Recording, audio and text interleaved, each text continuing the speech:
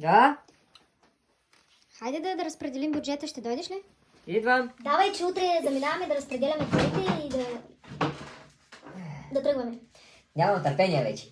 Значи, за дрехи, ето те за тебе 100, за мен е 100, обаче на мен ще ми трябва ти май още 100 за козметика. Джобни, ето ти да си имаш едни 100 и за мен е 100. Ще трябва горивото да платиме, т.е. ни 200 лева, храна да си имаш 100 лева и хотела 200 мисля, че са за 4 дни. Ще стигне. 500 тук и за мен си давам 500, 100, 200, 300, 400, 500 и хайде да тръгваме направо. Нали всичко е наред? Да.